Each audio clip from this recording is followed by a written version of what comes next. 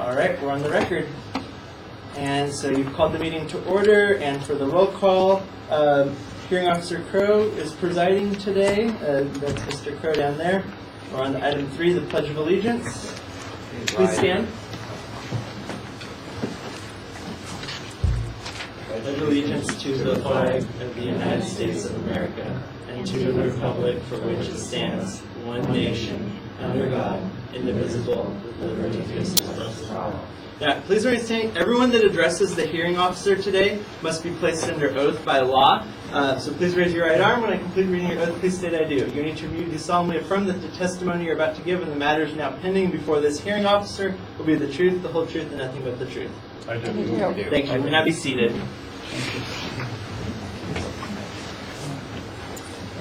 So, on to item 5, agenda review for January 28th, 2020. The clerk of the board recommends approval of the agenda review by the hearing officer. The agenda review consists of the following agenda items. Item 9, application number 19-10058, applicant Chin Hong Chen, continued to February 25th, 2020, pending receipt of the original stipulation. Item number 10, application number 19-10061, applicant Terry Shikanafor, continued to February 25th, 2020, pending receipt of an original stipulation. Item number 11, application number 19-10140, applicant Benjamin Goldman, denied due to lack of appearance. Item number 13, application number 19-10309, applicant David Black, denied due to lack of appearance. Item number 14, application number 19-10326, applicant Lynn K, denied due to lack of appearance. Item number 15, application number 19-10333, applicant Thomas Giles, denied due to lack of appearance. Item number 16, application number 19-10341, applicant Yaling Tang and Jiang Peng, Yaling Tang, denied due to lack of appearance. Item number 17, application number 19-10356, applicant Michael Graham, denied due to lack of appearance. Item 19, application number 19-10375, applicant Colin Peterson, denied due to lack of appearance. Item number 20, application number 19-10386, applicant Nails by Chem, denied due to lack of appearance. Item number 24, application number 19-10431, applicant Gary D. and Susan C. Moyer Trust, Gary Moyer, continued to February 25th, 2020, pending receipt of an original stipulation. Item number 25, application number 19-10442, applicant Laura Nguyen, continued to February 25th, 2020, pending receipt of an original stipulation. Item number 26, application number 19-10449, applicant John E. and Heidi R. Family Trust, John Glass, continued to February 25th, 2020, pending receipt of an original stipulation.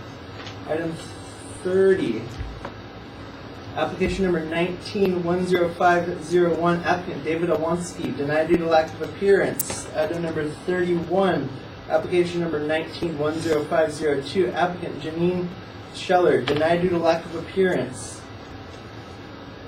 Item number 32, application number 19-10504, the Taylor Family Trust, denied due to lack of appearance. Item number 33, application number 19-10506, applicant Margaret Grigoy, continued to February 25th, 2020, pending receipt of an original stipulation. Item number 34, application number 19-10507, applicant Eamon and Caroline Saradine, denied due to lack of appearance. Item number 35, application number 19-10518, applicant Michael B. and Edith M. Moore, removed from the agenda due to submission of a withdrawal.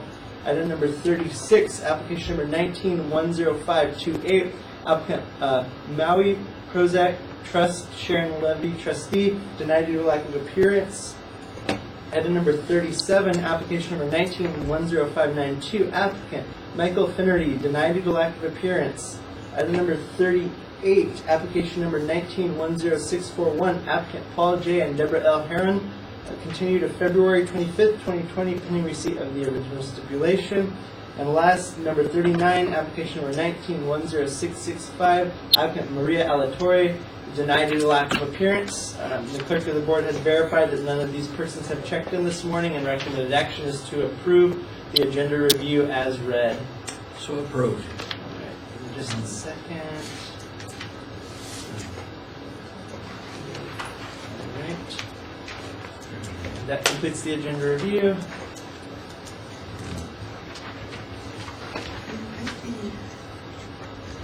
So that takes us to public comment. If anyone wishes to speak on anything that's not on today's agenda, everyone is here for an agenda item today, so I don't believe we have public comment. Hearing officer comments. Hearing officer Crow, do you have anything to say? Oh, I just trust that you've all read the little blueprint that's been provided to you about what you need to present to prevail on your case. So now we'll get into each item. What I will do, so those of you requesting an extension today, these are our next few hearing dates. We have February 25th, March 24th, and May 19th. So we'll be discussing which option works best for you and for the assessor when we get to your item. And so first we have item 8, application number 18-11236, Andrew and Alicia Brightman. And you're prepared to move forward today, is that correct? Yes. And how long will your presentation take, approximately, 10 minutes. to the assessor? The assessor's prepared maybe 10 minutes for us as well.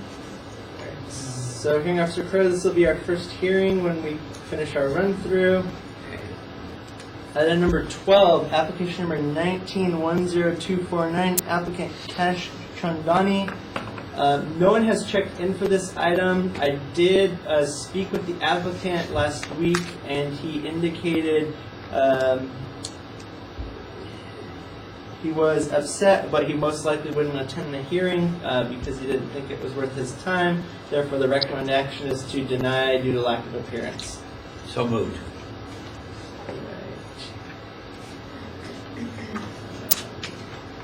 Next, we have number 18, application number 19-10359, Masood Ashfar Trust. Mr. Ashfar, you're here today, and what is your intent with the hearing? Continuation. March Continuation. 24th. You prefer March 24th to the assessor? Does that date work for you? Joe, or is that Caleb? Caleb. Is he fine with that? Are you March fine with 24th? March 24th? That's fine with us. All right. Is there any outstanding data that needs to be provided? Or? Caleb? All right, so hearing officer Crow, there's a request by the applicant to continue this to March 24th, 2020. You approve? I approve. All right. So your case has been rescheduled. We'll see you back here on March 24th unless you can resolve it with the assessor prior. You're free to go unless you want to stay in. Should I make a confirmation again? You will be mailed a letter within the next week or so confirming the date, but there's nothing you need to do with my office other than show up. You'll need to work with Mr. Heim here before the hearing, though, and make sure you guys are on the same page. Thanks a lot.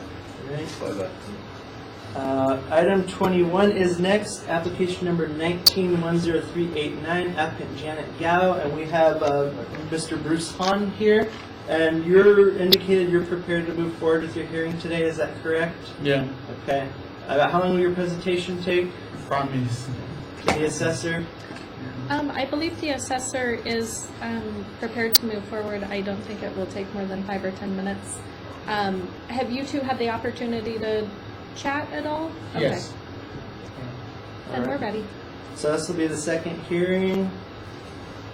Item 22, application number 19-10397, applicant Ann Halleck Revocable Trust, dated September 14th, 2018, represented by Ann Halleck. Ms. Halleck, you're prepared to move forward today, correct? I am, thank you. About how long will your presentation take? 10 minutes. To the assessor. 10 minutes. So this will be our third hearing for today. Item 23, application number 19-10409, applicant Tamara Guest, and you're requesting an extension today, is that correct? Correct. All right. And to the assessor, is there anything outstanding on this?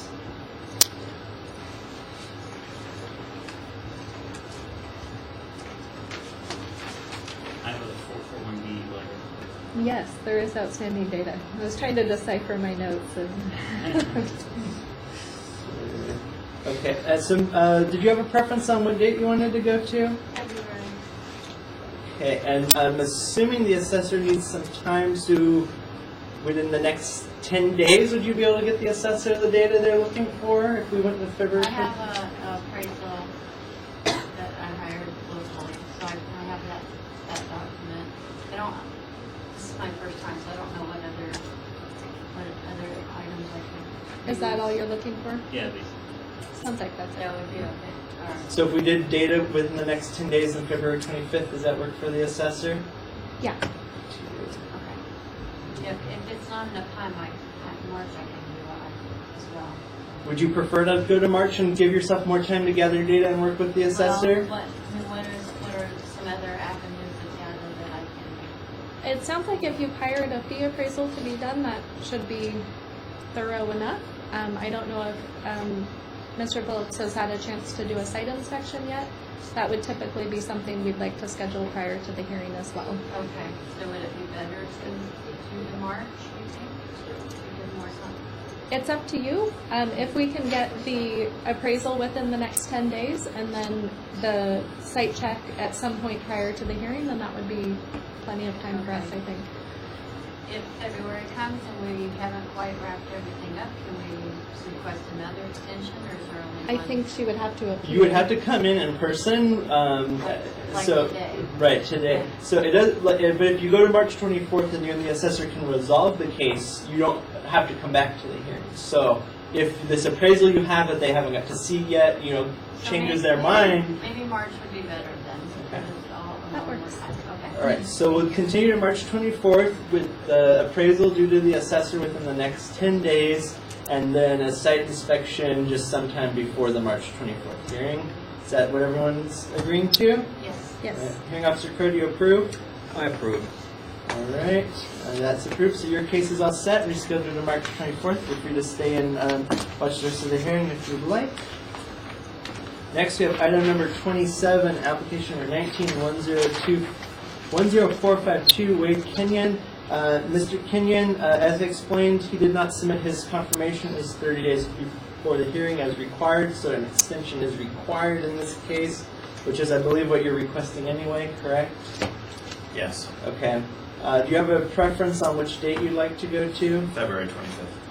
Okay, to the assessor, does February 25th work for you and you have outstanding data? That should be fine. Because there was no confirmation of appearance, I don't have any notes. Do you know which appraiser? Have you been in contact with any of the appraisers? I had communicated with your office by email and by phone, and I don't have all that data right here at my fingertips. You know what, Brendan, my laptop isn't working. I can't see who it's assigned to. Oh, it's Mindy. Then it must be a vote. Yes. Okay. Then there is probably some outstanding data if we haven't been in communication. Okay, so, If we could do that within the next 10 days, if you'd like to do February? Absolutely. Okay. okay. Assessor and the next 10 days. All right, so we'll go ahead. Your request is to continue to February 25th, and you'll provide the assessor with any missing data within the next 10 days. Is that acceptable? Yes. Hearing Officer Crowe, do you approve? Yes, I do. All right, and that passes, so you're free to go. Thank you. All right, number 28, application number 19-10467, applicant Mark Gatanti, and you're prepared to move forward today, is that correct? I am. It's just a simple acknowledgement of the assessment rule change for the record. Okay, I don't know how we can,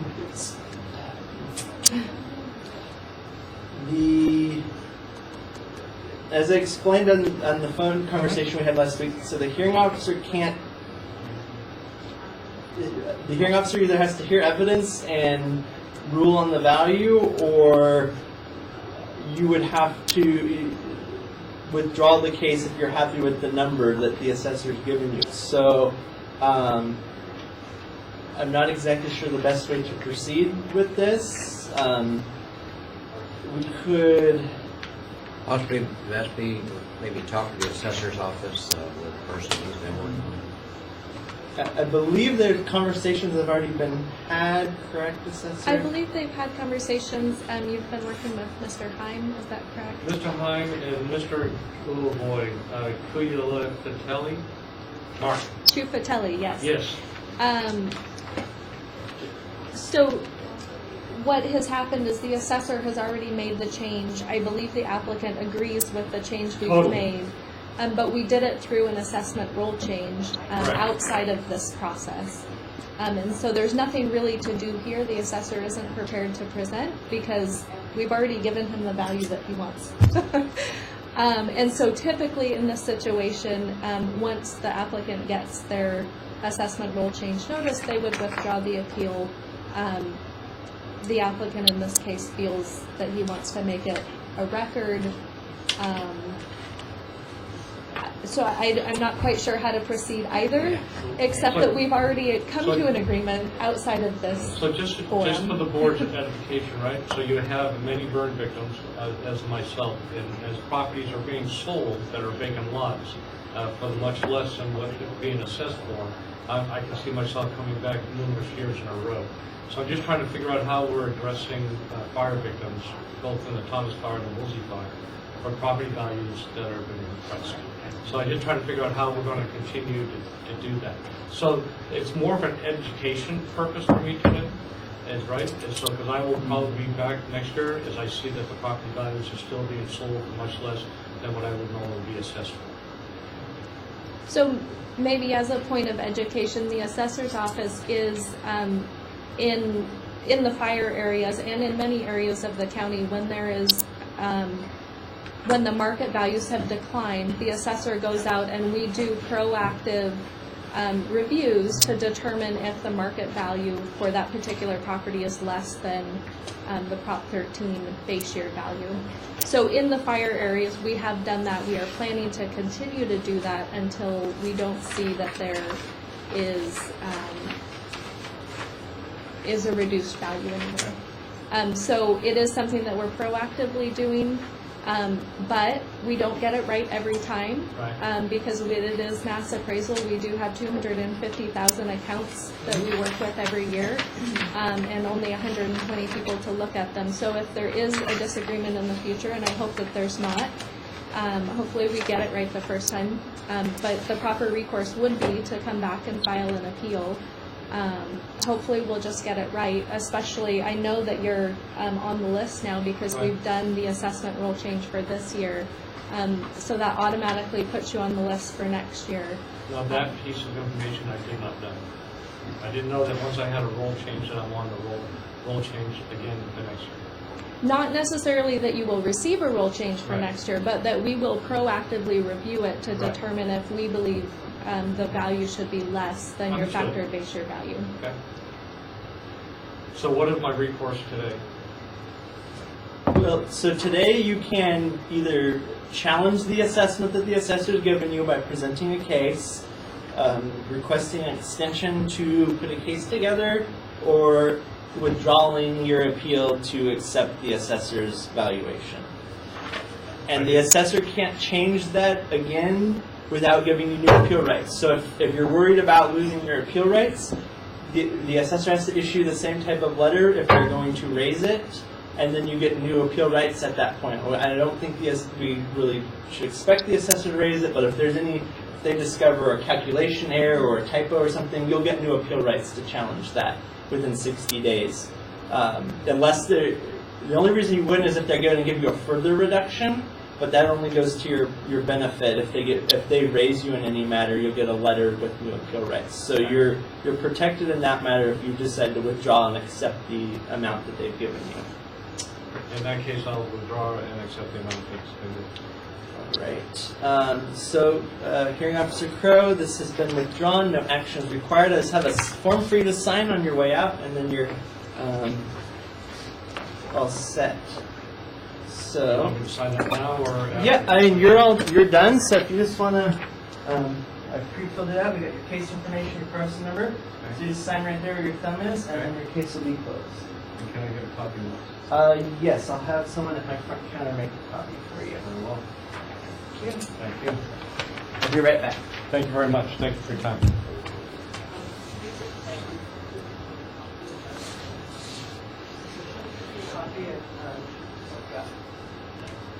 All right, sorry about that. So one final item, item 29, application number 1910495.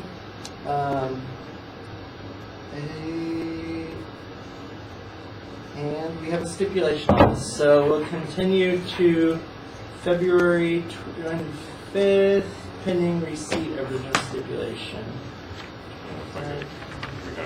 Oh, I was gonna say, I just got an email from Joel with it, so I got it. I have eyes on it. So hang up. This is the original? Does that make Yeah, if you want to leave it with Monica, she'll process it. So Hearing Officer Crowe, did you approve the continuance pending to February 25th, pending receipt of the original stipulation? So approved. Right. So give me just a second. 10641. Okay, we took care of that one. All right. So that completes the first run through of the agenda. We can get into the cases. So we have a total of 3 moving forward today. First with number 8. Andrew and Alicia Brightman, do you want to come forward to the table? And you can drag an extra chair up there if you need it.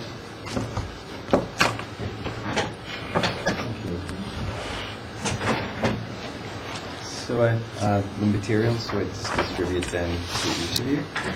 Give us just a second. So here's copies of the application.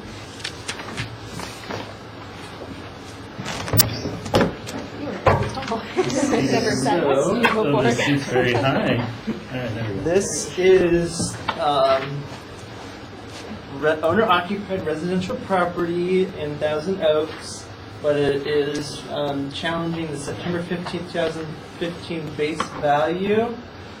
Did the assessor accept the purchase price? Yes. Okay, so because the assessor accepted the purchase price as market value, the applicant would have the burden of proof and need to present it first. So, The assessor give you a little overview of what properties. So our property is located at 1391 El Cerrito Drive, application number 18-11336. The nature of this appeal is this is a base year value appeal for the September 15th, 2017 transfer date and a decline in value appeal as of January 1st, 2018.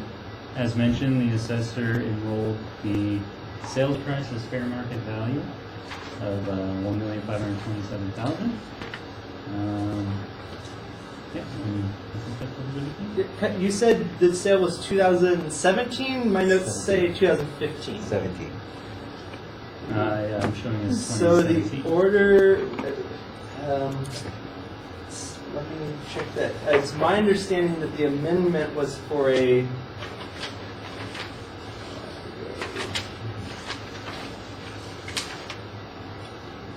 oh, that's my fault. The order was for a 2017 transfer. I wrote the wrong thing on the application after we amended it. Okay. Sorry. The official minutes do indicate September 15th, 2017 transfer. We were good there. I'll get the application corrected. All right. And can I have your copies, please? This will be considered applicant's exhibit 1. Go ahead and present when you're ready. Okay, so thank you for having us today. Just like to give you guys some background on why we're here. And I just wrote a letter, which is the first page of the exhibit. So on September 15, 2017, we completed the purchase of our home, which is the home we're talking about now. And prior to that, we owned a home in Burbank up until 2008. And as a result of the subprime mortgage crisis, we suffered a short sale and it ruined our credit, financial security, and our ability to rebuy a permanent family home. So our family, which includes 2 young children, spent the better part of a decade moving from rental home to rental home, and we moved 7 times in 9 years. We finally rebounded and surpassed the short sale waiting period that would allow us to obtain the opportunity to buy another home, another home near the home where we were renting. We were eager to plant our roots in the community once and for all. When the property came on the market, we honestly didn't know if we could afford it, because it was a hefty asking price, and we knew it was more than we'd seen in the neighborhood. But it had great curb appeal, and we felt emotional. We should buy the house. We don't want to have our kids moving the way we had. So, in hindsight, we realized that the sellers used a straw buyer to avoid negotiation and manipulate the asking offer.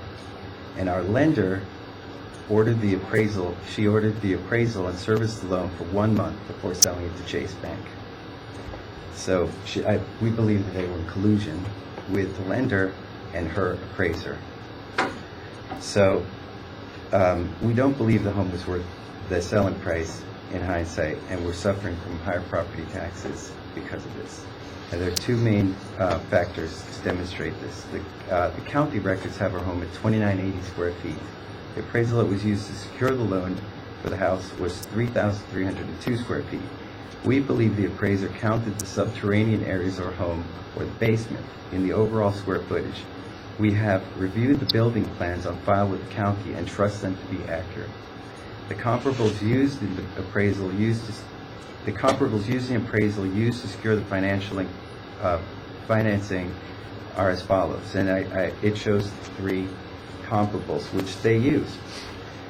And if you look at it, even at the 3,302 square feet, it puts the home at $462.45 per square foot, which is more than most of the homes at that time frame in that area. But if you go by the 2,980 square foot, it has a $512 a square foot. So if you use the average of what the appraisers used for our purchase, it would be $386 per square foot. And if you use the county's measurements of our home, 2,980 square feet, the value of our home would be $1,151,055. And we also think that one of the comps that they used was really not a great comp, because it was a home that was up the street that was completely redone. Every nail, board, everything was completely replaced. Our home was built in 1960, had a renovation in about 2005. It's far from perfect. It's a nice house. It looks great from the outside, but it's not on par with the brand new redone home that investor flipper lady, basically killed it on that deal. But we found some other comps which we think are more accurate and better reflect the true value of the home. 1126 Almonte, 859 Rosario, and 939 Bruce Circle, which are all within the time frame when our home was sold. And the average of those homes comes up to $333 per square foot. And if you multiply that by the square footage that the county has on records, it's only $992,340.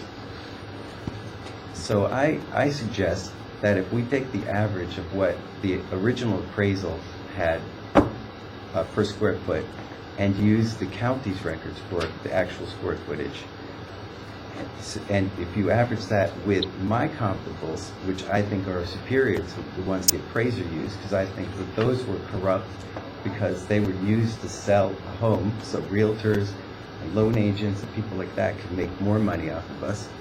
I think the real Prop 13 base year value should be $1,071,697.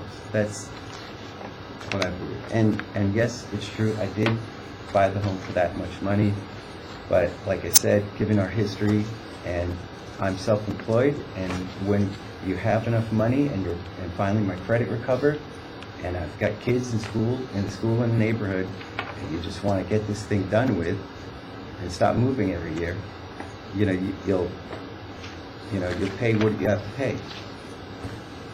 And that's where I stand. Assessor's opinion?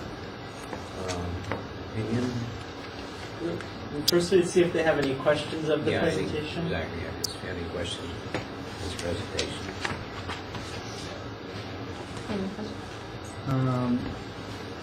I guess my only question would be, could you give us some more information about how the property was purchased, such as, was it through a realtor or broker? And was there any negotiations on the sales price? We saw the home, we came up to the market, we lived very close to the neighbor. We lived in a rented home that was really terrible. It was very drafty, very uncomfortable, but we were sitting there hunkering down. So we saw this beautiful home come up on the market, and we said, that would be great. So we inquired about the property, and we wanted to make an offer. And it turns out that the seller's agent said she had a buyer. And she had a buyer that wanted to have, that he was going to get it. And we said, we really want it, so let's put an offer in also. So we put it in, and then it called us, told us that they accepted the other offer. And it was done. And we, of course, had been through this before, and we just moved on emotionally. So, don't recall exactly, it was a week or two later, We went on vacation. we came back and they said that it fell through. It fell through, and they'll accept your offer now, and we'll do it. So, And give your $2,000 back that you paid, because we had to do over asking, because now the first day we're in competition with this other guy, so we offered $2,000 over, so they wanted to give us that back, because they felt bad, well, because they knew what their realtor had done. they gave the $2,000 back in credits towards repairs. They actually still was $2,000 over the asking price. So it had been a while since we saw the place. When we saw it first, we liked it, and we felt there was competition. So we said, we will just make this offer. And being our state of mind at the time, Here's a rush. we were like, look, there's this process where there'll be an appraisal, and we'll have leverage in the appraisal if it doesn't come out. If it doesn't turn out to appraise for it, the bank won't give us a loan, and we'll rejigger our offer, which is normal. But it turns out that they came back and they said, do you want the house? We said, okay, this is a roller coaster ride. You know, it's like a yo-yo. Well, okay, we'll get the house. So we're not sure if we're going to live in this, terrible house with no air conditioning, or if we're going to live in this house finally after being basically on wheels for 10 years. So we said, let's go for it, And you have any more questions about it? Yeah, they came back with the appraisals matching with what they were trying to. Yeah, the appraisal We came didn't even realize through. the house wasn't the 3,300 square feet. They misrepresented I didn't all know, that to nobody us. said that the area downstairs was subterranean. And I didn't know the county records.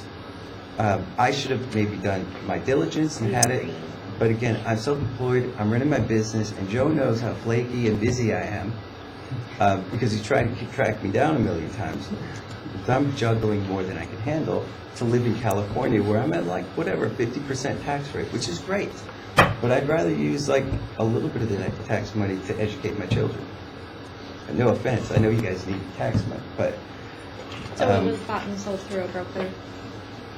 You used we a real estate agent? we had a real estate agent. It was all I'm too dumb to be able to handle that transaction. I can't. Yeah, we had the thing is, the other realtor, she wanted to get the double sale, so she pushed that guy through. Or if he was and- even a and- real and bummed buyer. us out, and the people selling the house really did want, or if it was even real, but they wanted us to get that house. So.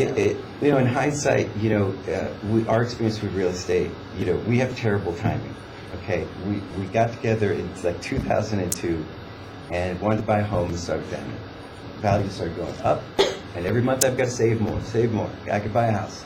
Finally, we wound up in a townhouse in Burbank in 2006. I recognize the housing market is going to hell.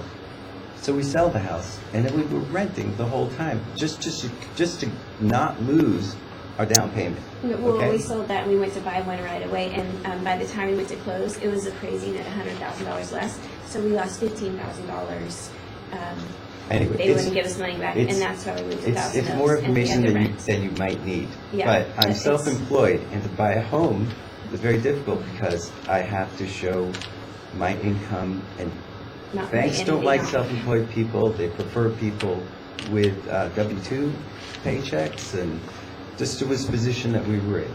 Okay, so sorry if this is too irrelevant story. information, but It's our, it's, We- we we- feel like we got ripped off and we were misled. we did buy it. So I fast. feel like, again, I feel like the county records for the square footage are correct, because I looked over the plan, and that is our house, the way it's laid out. There have been some improvements to the downstairs, because there's doors and stuff. It's not like a dungeon down there.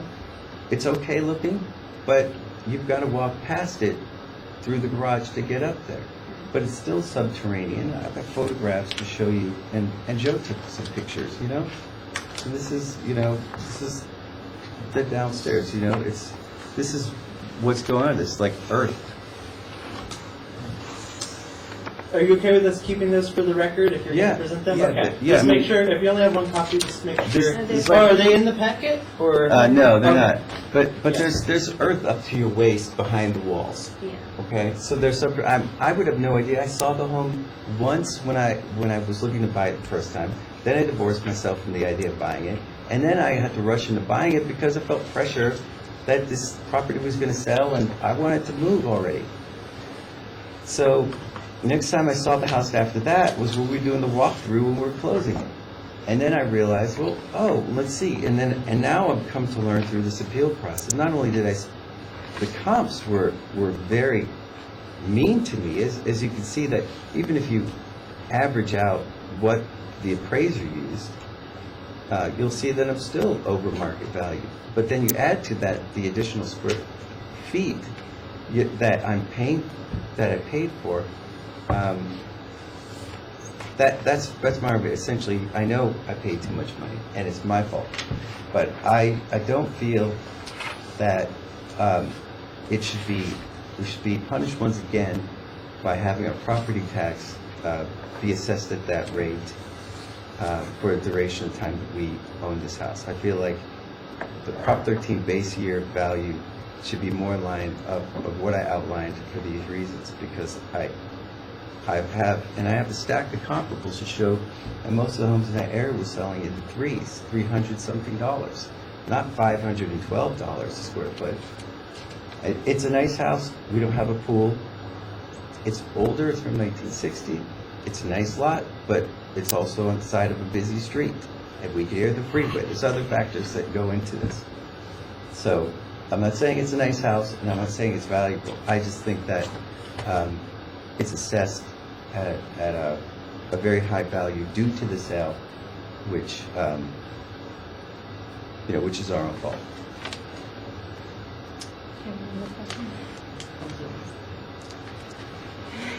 I don't have any We're questions. very passionate about Yeah. this, sorry. So, are you ready to present the assessor's pay? Sure.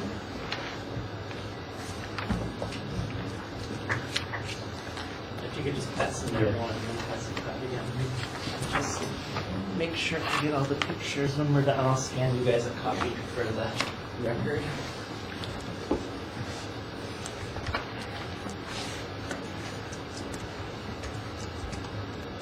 Alright, so, as we mentioned, this is a base year value appeal for the September 15, 2017 transfer date. And according to the application, it also said a decline in value appeal as of January 1st, 2018. That's correct. I'm going to clarify that later. Do you intend to also request a 2019 market value reduction, or are you dropping that issue, or It depends on what the base year what the outcome value of today's what the hearing outcome is? Okay, yeah. so And I'm sure that part of the reason why that's suggested is because when you really look around, you say that it's not even in the ballpark, even though the market's actually gone up, and then you still gave me a reduction on it, which is, further makes my case. Okay, so my presentation here includes both the September 15, 2017 transfer and the January 1st, 2018 lien date. So the subject property was purchased on September 15, 2017 for $1,527,000. This value was enrolled as fair market value and established the base value for the property pursuant to RNT Code Section 110.1B. The assessor enrolled the assessor is required to enroll the lesser of the factored base year value or its full cash value as of the lien date. The value of $1,527,000 was also enrolled for the January 1st, 2018 lien date as the factored base year value and the full cash value. So, pursuant to RNT Code Section 110, the purchase price is presumed to be the full cash value of the property unless there is a preponderance of evidence that the property would not have sold for that purchase price in an open market transaction. It is rebuttably presumed that the purchase price is fair market value if the terms of the transaction were negotiated at arm's length between a knowledgeable buyer and seller, neither of which could take advantage of the exigencies of the other. The property was listed on the open market, and the purchaser was represented by a professional realtor. So, the assessor presumed that the sales price was negotiated at arm's length, and the sales price is the full cash value. Alright, so moving on here, if we turn to page 3, you'll see my appraisal for the transfer on September 15th, 2017. 3 comps I selected were the 3 best that I could find in the neighborhood around that time. They're all directly in his neighborhood. They're all within 0.3 and 0.4 miles away from the subject. And the applicant had touched on there was a discrepancy in the square footage. We had, in our building record, had the basement area as unfinished. So I did a site check, took measurements to verify the dimensions of the basement in the house. And based on our criteria, the basement area is considered finished basement. The majority of the walls have been finished. There's not concrete flooring, there's finished flooring on it, there's a finished ceiling. There's also a half bathroom in there. So, based on our criteria, we do consider that to be a livable area. So we consider that to be a finished basement. So we did update our records to reflect that. So the square footage, based on my calculations at the time of the field check, were 3,171 square feet for the total living area of the property. And so that's what my comps were adjusted for, is that square footage, which includes the finished basement. So I just made normal adjustments. I made sure to stay within a reasonable effective year of the subject. The subject has a 1960s effective year, which is also the year built. And if you notice, all my comps are right around that date as well. So after making typical adjustments, I came out with a range. The low end of my range is $1,356,000. The high end of my range is $1,462,000. And the sales price of $1,527,000 falls within 5% of the range. And so under property tax rule 2B, the presumption shall shift, skipping down a little bit. Actually, the last sentence there, it says a significant deviation means a deviation of more than 5% of the total consideration. So because the sales price falls within 5% of the range, it is determined to be considered fair market value. Therefore, the assessor's office feels it is considered a Rule 2 sale, and the sales price of $1,527,000 is accepted as fair market value. Also, I did want to note down here at the bottom of my appraisal, you'll see I have a location that says good for the subject and average for the comps. So The reason for that is the subject property, it basically only has one direct neighbor right next to it. It doesn't have one to the, I believe would be on the south side of the property, because there's a road there that would separate them from the other neighbors, as well as they don't have any neighbors behind them. They're actually back to a park. So I thought that factor created like extra privacy for the subject, which made it a bit more desirable than the comparables I have here. All the comparables have neighbors behind them and on the sides as well, like in a typical neighborhood situation. So that's it for the September 15, 2017 appraisal. If you turn the page to page 4, this would be my January 1st, 2019 appraisal. And this is basically the same. I have, the only difference is comp number 1 is the sale of the subject on September 15, 2017 for $1,527,000. I felt that it was the best comparable since we determined that that sale is considered fair market value. Isn't that the same house? Yeah, so I'm using the sale of the subject as the comp there.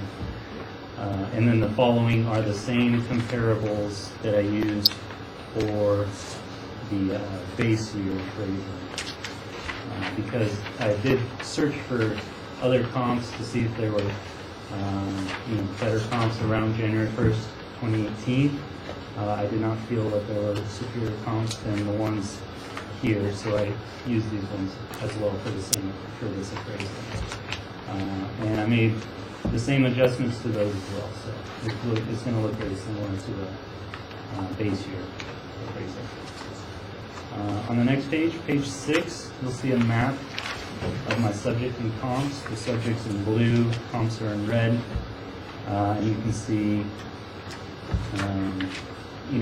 the distance, how close they are. They're in the subject's direct neighborhood. And following are some pictures of the subject and the comparables. So page 7, 8, and 9, let's see, 10, all subject. I do want to point out page 11.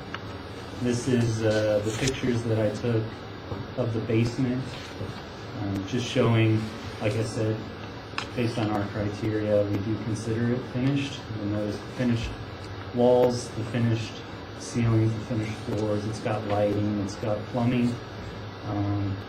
If you turn the page to page 12, there's some additional pictures there. It's got kind of a family room right there, and then also an office. So we consider that a finished basement. Following are pictures of the comps. And then page 17 is just the listing of the subject property there. And That's not That's not it's a comp. Oh. And you can see, like the applicant said, it was listed for $1,525,000, and the negotiated sales price there of $1,527,000 on page 19. And then the last section there, starting on page 20, is just the appraisal that the bank did for the transfer. So I do want to comment on, I did consider the applicant's comps.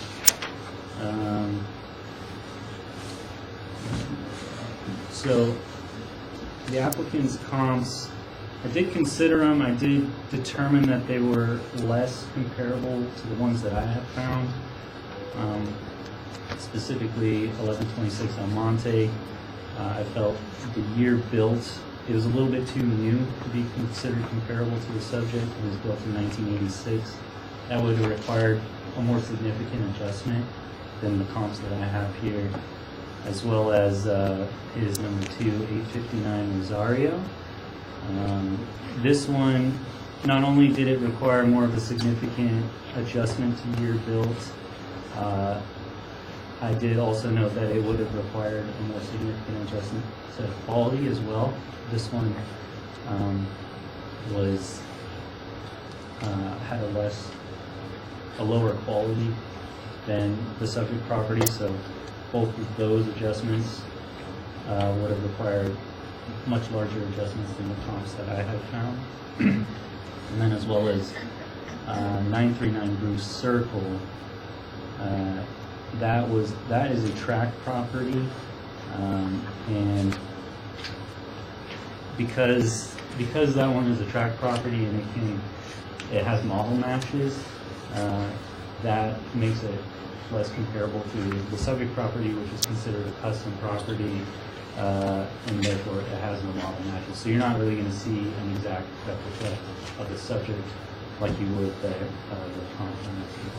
So that's the reason I didn't use these comps.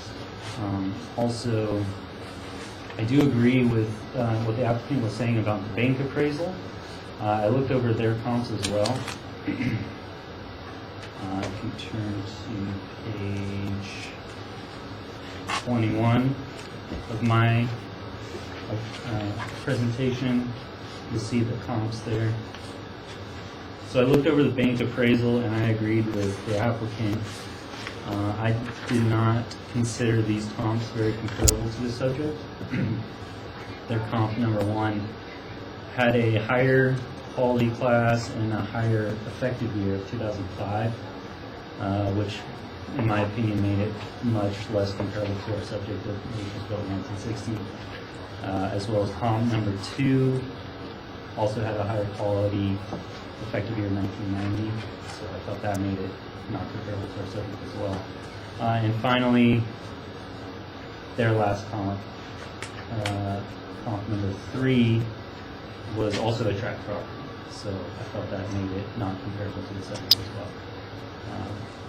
So that's the reason why I chose the comps I chose. I felt they were the most comparable from the subject's direct neighborhood. So in conclusion, the assessor recommends that the board or the hearing officer sustain the value of the sales price, which is $1,527,000 as of September 15, 2017, as well as $1,527,000 for the lien date of January 1st, 2018. So that concludes my presentation. Do you have any questions of the assessor? Well, I agree with some of what he said, but not all of it. Our house actually was a model home, and there was an addition to it. There's other homes in our neighborhood that are the exact same home. Right across from the diagonal. Right diagonally across from us. So the neighborhood was pretty much built in the late 50s, and there were model homes. There's a colonial style, there's a style like ours, there's a ranch home. That's true. And 3 or 4 different type of homes and builders were doing that. So I think that my comparables, the neighborhood is very consistent. Most of the people in that neighborhood have really done up their homes because the lots are large, and no doubt it's a nice neighborhood.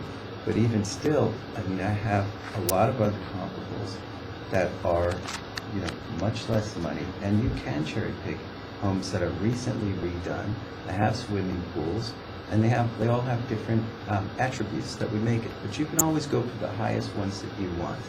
And to Joe's point, also about the subterranean area, there's brick wall down there, and there's a photograph in this booklet where he's showing, the hallway up the garage. This is the hallway up the garage, and it's brick. There's brick. It's the brick that holds the house together. Well, if you open the closet, it's all dirt. I mean, you just go walk right under the house right there. Yeah, all I mean, like it's a up cave. to here. It's subterranean, and I disagree. I mean, yes, it is redone, and you could qualify that. It's we like to live in a home that there are walls and electric. I guess that would be great. But again, it's a basement. Clearly it's a basement. You're under the dirt. You're in the basement. And as far as our home, it does back to a park. Joe says it gives us privacy. It's actually the opposite. We get a lot of Soccer people game. that, Soccer. there's soccer games and people park Yeah, on the it's a side soccer of our field. house all the time. We don't know who they are. And then we got teenagers going down at night at the end of the street that, you know, we're partying at the end of it. It's not the best. And as far as us having less neighbors, we actually have a neighbor right next to us that has a boarding house. Yeah, then- that one neighbor we have, and there's then- like 10 people that Like live 10 there. people. And then two homes up the street, there's a rehab center where we have people that are recovering. I mean, they have to have the care, but, you know, there's other factors in the neighborhood. If you knew about the neighborhood, you'd go, well, I take a point off here and a point off there for this. And as far as your measurement of the house, you know, I guess I'm going to take you for the word. I saw you with a tape measure Yeah, these weird. for a little while in the house, and you're saying it's 3,100 square feet, but I have blueprints, and the house has been measured a couple of times, and we can't come up with a determination. Everybody that measures is going to get a different amount of how large the house is. But I would rather go with the county records have, and personally, I believe that that is a basement downstairs. We just made it less sucky, but it's still a basement, you know. And again, as far as this, I've got many other, I think that I provided very good comparables as well. And even based on what the sale price was based, the average in the original appraisal is $386 a square foot. But then I have others that are, that I demonstrated in my letter. The home is unique because the previous owner, he himself built the house up and did that. I mean, I have so Changed many it. of these It here. I've got actually is. 1270 El was- Centro, That's right. 334 square foot. And it has solar. Another one has pool and solar for 392 square foot at 1511 El Dorado. So I guess what we're saying is, like, I agree to disagree that our houses should only be compared to the best homes in the neighborhood that were mostly recently, around the time most recently redone. Our house was redone in 2005 by the owners, and there's a lot of stuff Themselves. that's unprofessionally done Yeah, a lot. as well. We don't have a swimming pool, we're not on a flat lot. It appears to be a great location, but it's an all right location. The street is very busy. It's the entranceway into Conejo Oaks. So with constant flow of cars going through. It's not even as good as many of the comparables I picked out as far as locations go.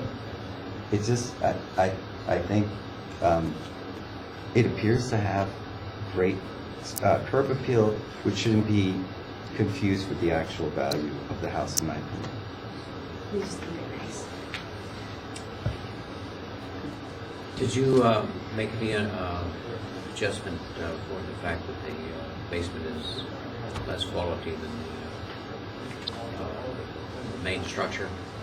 No, in my opinion, it was of the same quality as the main structure. And I think if you look at the pictures that I have, you'll notice that it's pretty similar to the rest of the house. So it was the equivalent. And if I could make one point of just clarification, the applicant indicated that they wanted to rely on the county's square footage. And just to clarify, based on Joe's field check, he's updated that square footage to include the basement area because it is a finished, livable basement area. I think Joe's an honest guy, but again, I live in the house, and I can tell you that it's a basement. It feels like a basement when I'm in there. It's not It a used to be place. the garage. It's a place that we might hang out every now and then and store stuff or whatever. It's off the garage. It's a useful place to put some junk. But again, there's nothing I could do about it. It's your rules as far as that goes. I mean, I just say about the appraisals, I feel like Joe's done a good job at making our house appear to be as valuable as it was when we bought it. But I disagree with it, because the house is 1.527 in 2017, and you've got other homes that are comparable selling for $1 million. you know, that's a huge variance. So I would be happy if we get some kind of favorable adjustment for us today, based on those factors. I guess we're ready for conclusion. Kind of made your conclusion of what you've already said about what you're on. The assessor have any closing remarks? I believe we go first and then they finish, is that correct? Yeah, and this is pretty informal, so okay. just whatever you want to throw anything else in. All right, no problem. Yeah, you know, just in conclusion, the comparables that I found, I felt are the most comparable to the subject in effective year and in size and location. They're all directly within the subject's neighborhood. When I visited the property, you know, the streets weren't, I'm not there all the time, but at the time I visited, the streets weren't too busy. I could hear no noise from the park, but of course it's probably different on the weekends.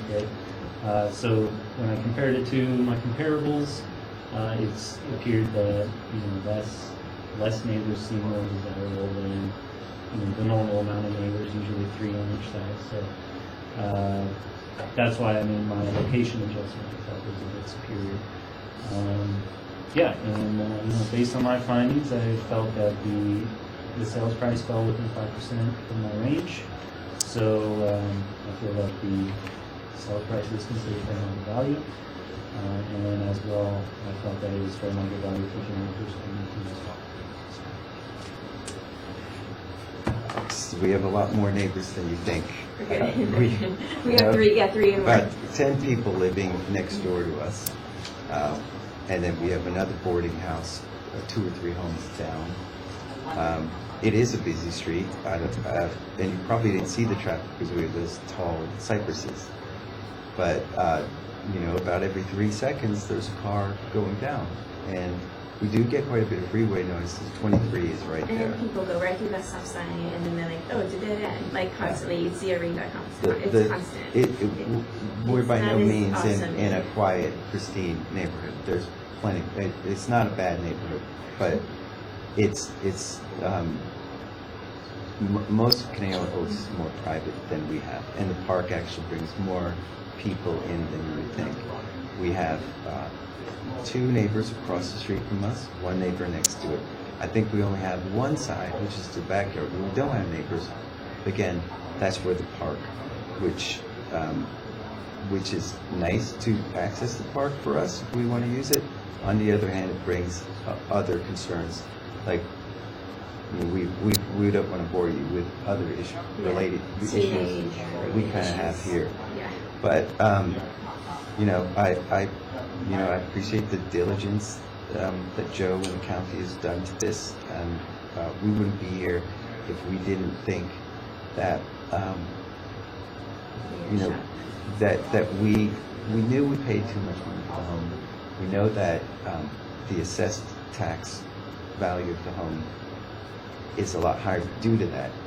We're just looking sort of to, you know, get a break on it. I don't think if we sold our house today that we would get what we paid for it. That's just the truth. But we made, like I said, we made the decision because we need a place to live. It's close, the schools are good. You know, we did that. So I think that I made a good case with the comparables. That I'm proud of you. You did a lot of work.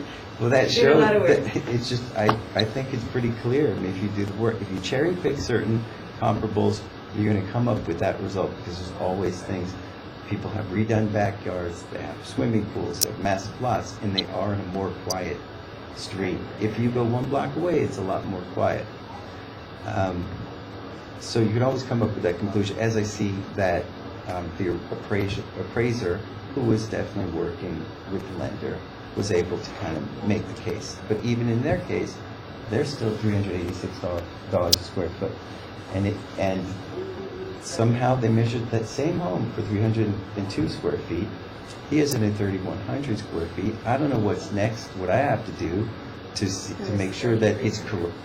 Well, he said 31, right? Yeah, but we were told it Or was 31, so 33. 33, Yeah, so that's I, like the base so- measurement That's, scale. yes, that's But just again, like so I don't know everybody's. how they measured it. I don't know Yeah, how, yeah. I don't know how I the mean, big, you look, did I, accurately. my 31 to default is 33, if, in my opinion, your home is. if you look at the building record shows it. The only thing that's in dispute is just, to deal with the fact that there's drywall and paint and a light and brick, and it's just how you feel. The county may legally feel that's a finished basement, and it looks really good because we don't want it to look bad, but we feel it's a basement because it's subterranean. And I know, we know that there's a lot of radon in the area as well, which gives us even more concern because Thousand Oaks and that neighborhood in particular has an extraordinarily high amount of radon. So staying in the basement with the earth there does not make me feel like I'm not in the basement, especially when you're thinking about, people have gotten sick that we know in our neighborhood because of radon issues. Thank you for your presentation. I will take the information under submission and review it, and Mr. Bakakis will let you know of the decision. Okay. I just wanted to ask one question of clarification to the applicant. So the assessor presented their case for the January 1st, 2018 value as well. You're wanting the hearing officer to rule on January 1st, 2018 based on the information you presented today, or are you requesting to come back to present a case for January 1st, 2018 value?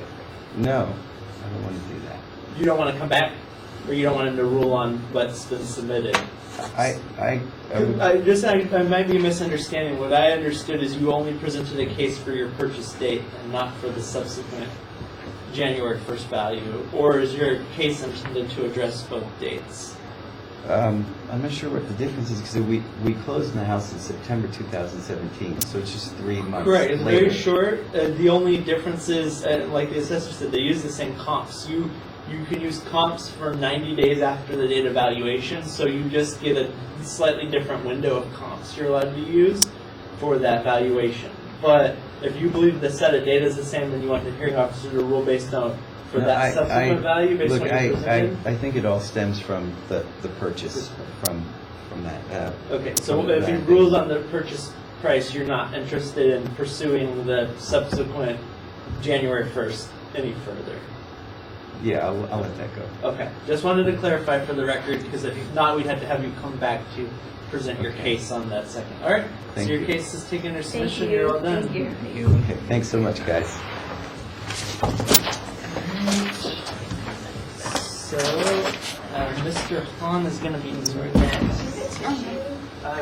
for you? Whenever you're ready to come in. Keep seat. Or Give Actually- it to Joel and have him scan it into the source. Thank you so much.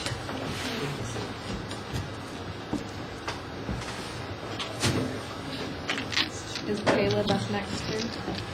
whoever has the case for Janet Gallia. So if you want to take a seat at the table, sir. Thank you very much. Oh, thank you. Yeah, I'll get these scanned into the record. All right. I'll record it for you. Oh, okay, perfect. Thanks. So here's a copy of today's application.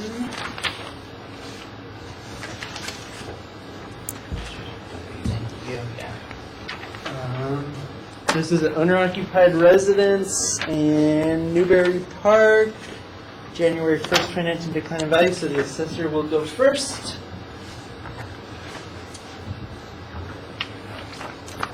Please give me a little overview of the property. And the assessor has the burden of proof, so they'll be able to go right into their case. So hold on, the assessor's going first. Okay, thank you. Okay, so the property is 4522 Laguna in Newbury Park, 4,000 Oaks. The nature of the appeal is a decline in value appeal, so our valuation date for this appeal is January 1st, 2019. The base year value was enrolled on April 16, 2004, at just over $870, and that is factored to the base year value that you can see on page 1 of your the assessment presentation that you have there. Yeah. The valuation, or the value as generated for 2019 must be either the factory base year value or the full cash value as of that date. And the assessor's opinion is that the full cash value is lower than the factory base year as of that date. So the assessor recommends the full cash value of $1.05 million for that value date. So the assessor's opinion of value is based on the appraisal that you can see on page 3, indicating that value conclusion. The appraisal uses 3 comparables that were determined to be the most comparable of the ones available. The first of those comparables is a model match in the subject's neighborhood. So it's the same square footage and the same model. This is a tract house. So that one was considered the most comparable. The second and third comps were used because they either are larger than the subject or they have a pool where the subject does not. And those are the only differences. So the other comparables had more differences and were not used for that reason. They were smaller and had rules. So that required more adjustments, so we opted not to use those. So we used these ones that had one significant difference each. The most weight is given to the first comparable, the model match, and that indicates that value of 1.05 million. The assessor also attempted a number of times to contact the applicant to discuss a possible value stipulation or a site check, and did not receive a response. So performed an external site check of the property of the neighborhood in Kimmelman. The applicant also provided a number of potential comparable sales for consideration, which we can look at on page 6 of the presentation.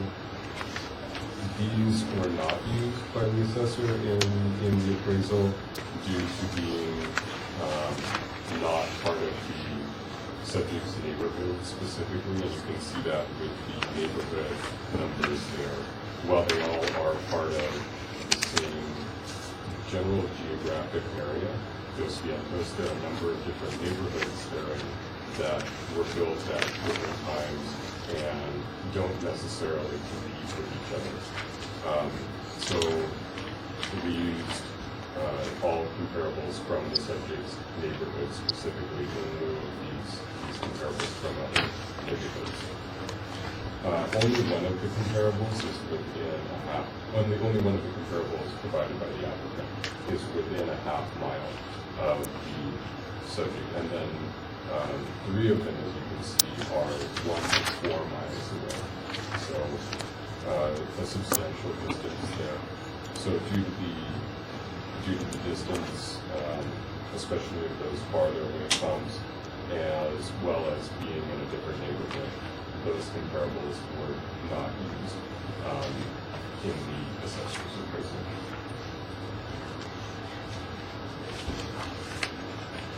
So, in the assessor's opinion, the 3 comparables used are substantially the most comparable to the subject, indicating that the value as of 1/1/19 is 1.05 million, and the assessor recommends that the Assessment Appeals Board find the subject's full cash value as of that date to be 1.05 million. Al, do you have any questions of the assessor? Thank you very much. So just questions? Any questions? Yeah, I think there's even comparison. We have different comparisons, but for example, via Juanita, that one is only 2.2 miles away from our house, very close. And although the original leasing price is very high, it's like 1.043 million, but the sold price is only 869,125. I mean, it's a very big difference between the leasing price and the sold sales price. It means the house market is not that good in that area because the downside of Emily. I used to work in Emily for many years. So Emily downsizing, the price is going down. We wish it could worth 1.5 million, but it's going down unfortunately. Yeah. We have been living there for 16 years in this neighborhood, we like the neighborhood, but the price really is not going down. So from the comparisons we list here, you can original leasing price and the leasing price and the sold price are very different, especially the leasing price, original leasing price. You have any more questions for the assessor? Yeah, the assessor, I think compared with that one with the similar size, although this size are bigger and our one is smaller than this house. The price of our house should be comparison to this one, like around 900,000. So, is that a question? Do you have a question though? Yeah. Any questions just about what they presented? I have one question because the one which is closer to our house in terms of the size, because we have only 2 car garage. People value the car garage a lot because in our neighborhood, the people have the kids. They need a car garage to put more cars inside. For example, there's compo number 2. This one has 2 car garage. This one is closer in terms of garage wise. So the assessor is going to explain they have adjustments there for that, correct? That is correct. But this price would be 1 million and 31,000. Yeah. So you see at the garage square foot, where the ones where there's 3-car garage, they have a negative 6,005. So that's them accounting for that difference in garage size. Yeah. Also, look, our lot is the smallest compared with the lot. It's like a combo number 2, number 3. In number 2, double the size of our lot, and then number 3, almost close to double. Even number 2, more than 20% larger than our lot. And the lot. Did you make an adjustment for lot difference size? I did not make an adjustment for lot difference size on this one because as from my evaluation, you can see that the comps 2 and 3 are each bigger than the subject's lot. They're also each bigger than comp 1's lot. But you can see that they also bracket the price of comp 1. So I concluded that there wasn't a difference recognized in the market for lot differences of that size. If there had been, what we would have expected to have seen was that both comps 2 and 3 would have sold for more than the price of comp 1, or that the adjusted sales prices would be more. And all that would accomplish for us is to, or we would have expected to see that rather than one being lower than the price of comp 1, which has the smaller lot as well, and one being higher. I also found that to be not as substantial a factor just because the value conclusion of the assessor's appraisal is mostly based on comp 1, which doesn't have a substantially different size lot than the subject. Yeah. For standard and for our model, this model number 2. In our neighborhood, we have like 4 or 5 models. For number 2, standard is 3 garage. Because our lot is too small, they cannot build the number 3 garage. That's why it's so two-car garage. For compo number 2, this one I think is model 4 because this is one of the largest size. If I remember, I recall, I think when I bought a new home a long time ago. So this size, I'm questioning the size, 3,330. Should be 3,600, if I remember correctly. because that's the largest model in our neighborhood. And the one, you would from the picture, there could be an error in the input of the size of the house comparison, yeah. Because this is the largest model in our neighborhood. Yeah. Also, if I remember correctly, there must be a tandem garage, like although it looks two garage, but it's three in reality. I think compound number 2 from the picture is number 4, model number 4. Now, for our house, it's model number 2 in our neighborhood. So it's the smallest 2-story. The model number 1 is a 1-story building. Yeah. And our house has a smaller lot, but it cannot build the standard number 3 garage. That's why, yeah, it's smaller, it's cheaper when we build it. Yeah, Do you have any more questions for the assessor? yeah, I think that's it. Okay. I just have one question. The assessor's representative, could you state your name on the record? I didn't hear you. Pardon me, Caleb Heim for the assessor. Thank you for doing that. All right, so do you want to give us your copies and you can Yeah. So, and one for the hearing officer down there. And this, whatever you want to say about it, go ahead. Yeah. Anything else that you want to present? Yeah, thank you for giving me the opportunity to present. Our house, the parcel number is 237-050-415. So we bought the house in 2004. It's model number 2, 3,000. I think it's 3,125 square feet. The living area is supposed to be a 3-car garage because the lot is small, only a little over 7,000 square feet. They only build a 2-car garage. We didn't add any things since we bought the house. It's in good condition, but we didn't add any extra things. So we did a comparison. We searched our neighborhoods, use all the internet. Here we listed 1, 2, 3, 4, 5, 7 houses, and that's like number 2. The house is 4380 Via Juanita. This one is only 0.2 miles away from us. This is 4 bathroom, and the square foot is 3,364. The lot is 8,941. Original leasing price is very high, it's 1.043 million. And later on, they reduced the price by close to $100,000, unfortunately. And then they sold only 869,125. So the third house is 12 North Via Los Altos. It's also 4-bedroom. Square feet is 3,740. The lease price is 1.15 million. Original leasing price. Later on, reduced by like a lot. This leasing price is 983,250. But they sold only 915,000. Yeah.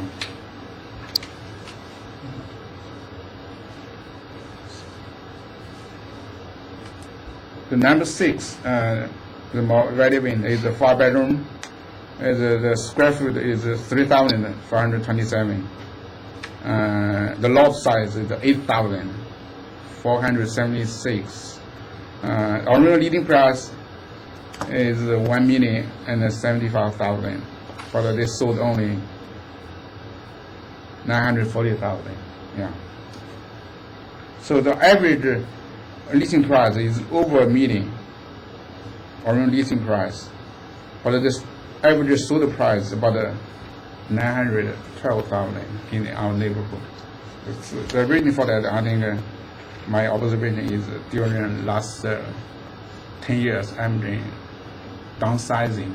It's the biggest employer in San Oaks area, and we always call Dos Windows is Amgenville. There's so many people working in Amgen, living in those windows. Unfortunately, Emily downsizing and moving a lot of functions to other states like Florida, Texas, Massachusetts. So the house value come down a lot. We wish it could worth 1.2 million, but unfortunately, but we like neighborhood, and both our kids graduate from those Land Ranch School, Imperial High School. So we are happy to pay the tax we should pay. But I think that right now, since our house are not worth that much, as the assessor give us. There's a little comment on the top of your sheet up there. The, Zillow yeah, showing a value of $1,056,000. yeah, that's the leasing price. Yeah, my wife searched. Yeah, but this is like a real market price sold by Yeah. yeah.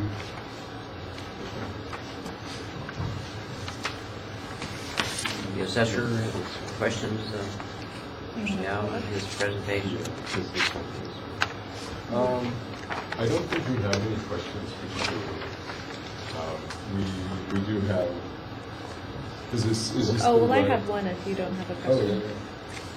yeah. Let me look this up real quick for you. I just had one question on the top of this sheet right here. Yeah. It looks like you limited your search, is that right? You limited your search to homes that sold between 850,000 and 950,000? Well, let me see. Right, I circled what I'm looking at right there. Okay. Do you see that? Oh, okay. So you limited the search. Okay, my wife did. Yeah. Okay. Okay. I didn't notice this. Thank you for pointing out. Was there something in particular you were looking for on this? I just wanted to see if there was a subsequent sale of that one as well, because I think there was. Current price. And I didn't want to say it without actually having it in front of me. If there is, it has not posted to. Okay. Okay. Very good. Yeah. Good question. I'll check with my wife. My wife prepared this material. She gave it to me like 2 days ago, but she was too busy. She's too busy to come here today. Yeah.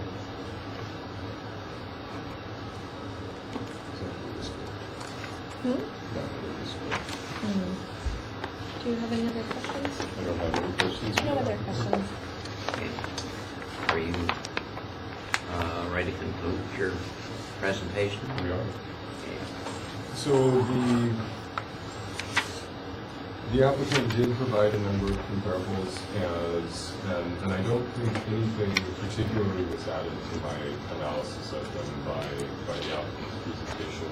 But I did want to highlight that none of the applicant's comparables are in the same neighborhood as the subject, and that when I did evaluate these comparables, just to see if they were in a competitive neighborhood, since that is something that we take into consideration as well, they did sell with their listed sales prices for lower amounts, lower enough that we would be able to conclude that those other areas of Dos Vientos are not competitive with the subject's area.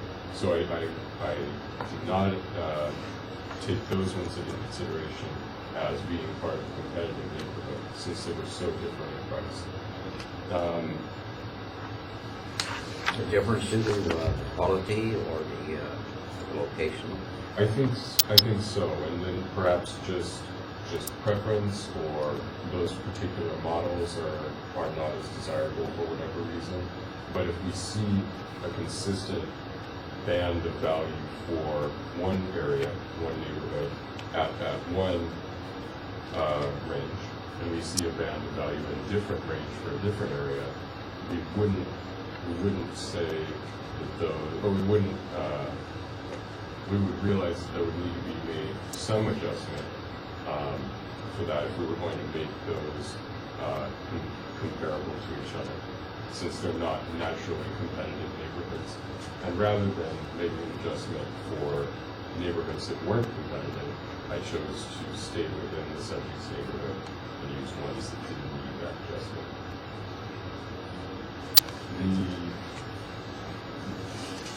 I wanted also to reiterate that the value conclusion of the assessor is not based on an average anything, but on which comparables are most comparable to the subject, being in this case the model match, which even if we consider any of these other comparables, would still be the most comparable, being the same model as the subject. Do we have anything to say about that? No, Okay. I didn't see anything there. So that concludes the assessor's presentation. Mr. Gallo, you have any? Yeah, I think he prepared very good material. I think probably you should take more into account about the lot size and the garage. Yeah, if this price is comparable to our house. Yeah, I think if I would buy a car with a house with 3 garage and with a lot of big lot with similar price. I mean, this price, dramatically bigger than our lot. Yeah. Okay, like I said, it'll conclude, I'll take this under submission, and I'll, Mr. Cacos will let you know about my decision. Okay, thank you very much for your time. Thank you. Thank you. So last we have item 22 for Ann Pollock, if you want to. Yeah. Brooke, do we have a finding sheet on the last case since there was a recommended reduction, or? No, but I can get you one afterward. Okay. All right, I'll send Joel an email. Okay. Does he know how to make them? Maybe not. Okay. I don't know. Well, if not, we'll figure it out. We'll figure it out. Thank you. And I hold on about copies. Yes, hold on to them for now. This is a residential property in Oakview that is owner occupied, so the assessor will have the burden of proof and be required to present first.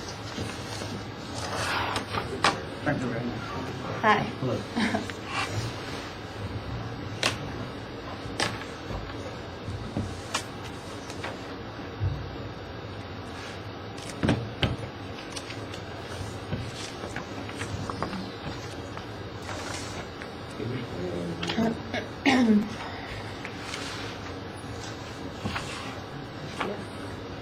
There you go.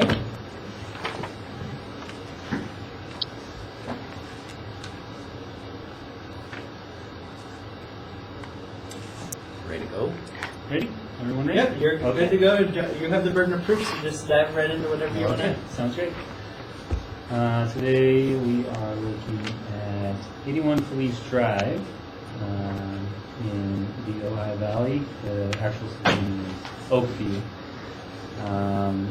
This is a decline in value appeal as of January 1st, 2019. If you look at our table here on page 1, you'll see we enrolled the factored base year value of $821,915 as the Prop 13 value for January 1st, 2019, and that will also be the value we're recommending today. The subject property was originally purchased April 7th, 2017 for $790,000. This value was enrolled as fair market value and established the base value for the property pursuant to R&T Code Section 7510. Pursuant to R&T Code Section 51A, the assessor is required to enroll the lesser of the factored base year value or its full cash value as of the lien date. So next, I just want to talk a little bit about the location of the subject, because that's going to be very important in this case. So the subject is located at the top of a road called Encino Drive in Oakview. This road is a windy uphill road that leads to the top of a hill in the Oakview area. And the neighborhood that the subject property is in is called Skyline Estates. This is a small neighborhood made up of custom residences, and it's adjacent to another neighborhood called Saddle Mountain. The reason why I bring that one up is because as you go up Encino, you'll hit Skyline Estates first, And if you continue on, you'll hit Saddle Mountain. And Saddle Mountain is known as a very affluent neighborhood in Ohio Valley. It's kind of some of the top of the line homes are in that tract, or not tract, but in that area, Saddle Mountain. So the appraisal I prepared relies on comparables from the subject's direct neighborhood in that Skyline Estates area. I feel that the Skyline Estates does get some benefit from being closely located to Saddle Mountain and also being located up on top of this hill, as you will have seen. So if you turn to page 3, you'll see my appraisal here. These are the 3 comps that I found, like I said, directly in the subject's neighborhood. They're all within 0.1 miles, so they're all very close to the subject. And I made normal adjustments to the property. The one adjustment I do want to point out is the condition adjustment. You'll notice I have a condition adjustment here of good, and the rest are average. And I'll talk more about that when we look at the pictures, because I want to point some things out and why I consider it to be in good condition. What was it before? Sorry. Oh, can I not ask questions yet? Sorry. The hearing I'll officer ask can you. allow it if you just are trying to clarify what he's saying. It didn't say, it didn't have a rating before. Oh, well, it should have it there. This is, you said you adjusted it. I have it as good condition, yeah. Right, what was it before? You mean as far as what? You just said that you adjusted the rating. No, I So made good. adjustments to the comparables for the subject being in good condition. Okay. Does that make sense? You understand what he was? I don't think so. The amounts are the same, so I don't think anything changed, Okay. but you just said it did. What changed? He means his adjustment as far as he didn't adjust the appraisal. The adjustment is his interpretation of what to change with the value. Yes, so we always come up with property characteristics for the subject property. So in this case, this is what he's saying your property is. It's in good condition, it's this many square feet.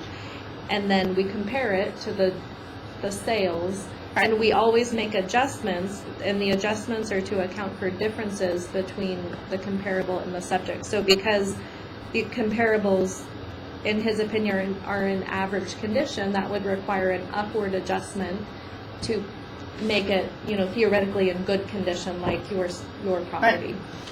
So that he just made adjustments to the comparables. But they're not different. There's no change. I think if you put that aside, we're just looking at this document right now. I'm looking at. I'm not sure. I'm not referring, so What that's that the document copy, is. so I originally gave you a copy for informational purposes. Yes. I'm not referring to that copy at all. So that was just for your information to let you know what comparables I was planning on using. Right. But, When they're saying adjustment, they're meaning to the sales price, not to the appraisal. So he's not saying he did or did not adjust the appraisal from the prior appraisal. They're saying they adjusted that sale, and that. If you want me to ask the same question in a minute, I just need to point out to you, these numbers are the same. So Yes. what was adjusted is my question. If I need to wait to ask that, that's fine, but my question is what was adjusted? Basically, the assessor continued with his presentation, then you can ask Absolutely. questions. Thank okay, you. sure, no problem. Okay, so, like I said, after making my adjustments to the comparables, I have a adjusted sales price for the comparables of, a minimum of $821,000, all the way up to $839,000. So I have a pretty tight range, and the factored base year value falls right at the bottom of my range, the $821,915. So in my opinion, the factored base year value should remain, and I didn't see any further reduction for this property based on these comparables. So if you turn to page 4, you'll see how my comparables are in very close proximity to the subject. And then, yeah, so, and then following pages, page 5 is photos of the subject. Some are listing photos, some are photos I took from my walkthrough. But you'll notice, there's a few things I want to point out. You'll notice that the property does appear updated, given that we have a effective year 1952, which is also the year built. So, as you can tell, it's been a little bit updated. The flooring's been updated, as well as you see in the ceilings. The ceilings aren't just normal flat ceilings; they got a few architectural designs to the ceilings. The kitchen has been updated; it's got more modern appliances and things like that, as well as the bathroom. And if you see this living room, it again has another architectural. This architectural, thank you, ceiling there. If you turn to page 7, you'll notice that the comparables I have aren't quite as updated as the subject. The appliances in the kitchen and the bathrooms and everything look a bit more true to their year belts than my subject. Normal ceilings, outdated bathrooms, that sort of thing.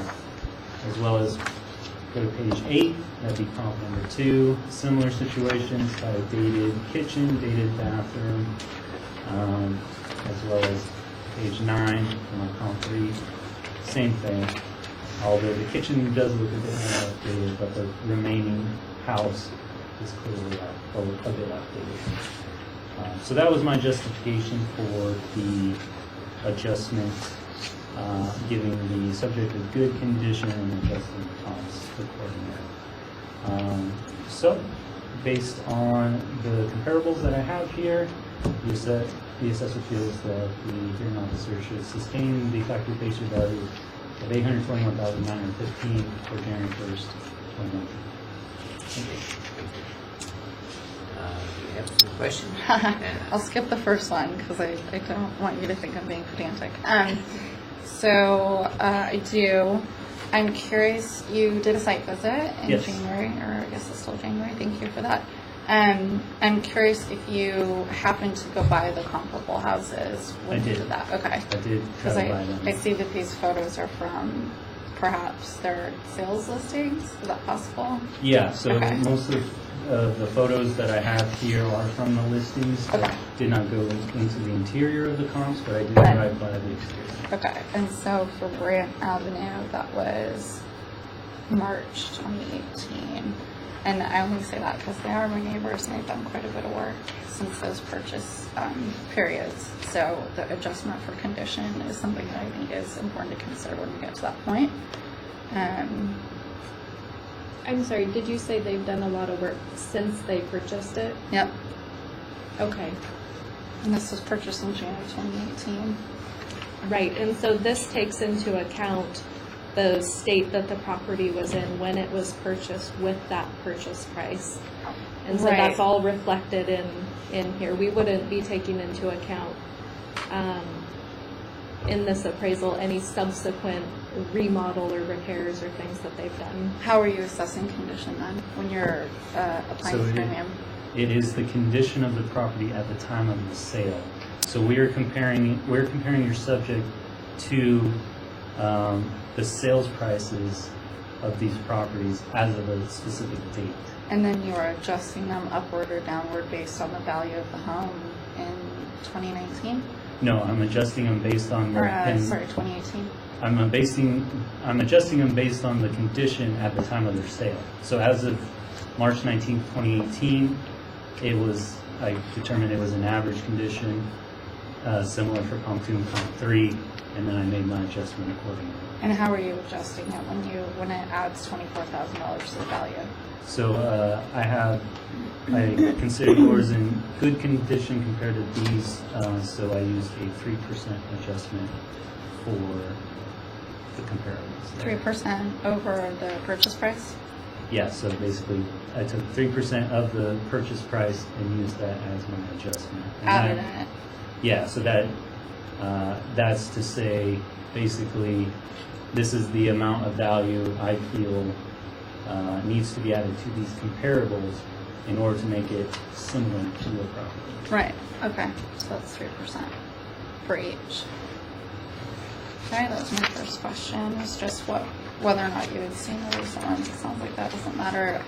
With the photos that you are talking about, from my home on page 5, are these photos that you took?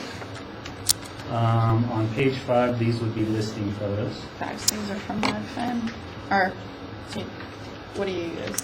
What's that? What's your source for the photos? Like Redfin or Zillow or something? Yeah, whatever listing, internet listing. Just something like that, though? Yeah. Okay, and then I had a question, and I did bring paperwork for it because I did some calculations trying to figure out what it was, but I'm curious what you based adjustments in the total living area. What formula did you use to adjust those amounts? It's $94 a square foot. For the difference between the two. So basically, I would take, your subject is 2,391 square feet. Right. Subtract that from the comparable, and I get a difference, and then I would multiply that by $94 a square foot. And then I would round it to the nearest thousand, so they might not be exactly. Got it, okay, because I was working backwards and I got different numbers for that, so I wasn't clear on Yeah, what. the rounding might change it a little bit from the night. And is that a published value anywhere? Is that a consistent value that's used? You mean the dollar you use for the adjustment?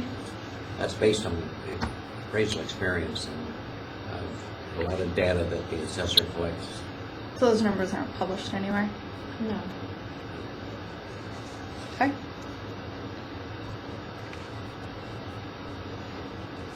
And I think those were all my questions. Thank you. Okay. I guess we're into that statement conclusion. The applicant hasn't presented her case yet. Oh, I'm sorry. These are your 3 Thank copies? you. This is that one's for the hearing officer. It just has something highlighted. The printout's kind of light. Yeah. Go ahead, whenever you're ready. Thank you. Thank you for the opportunity. I certainly appreciate being here. As I ask these questions about the process, I have been a public employee, so I want to make it very clear that I'm not being critical of Mr. Phillips personally as I ask questions about the process.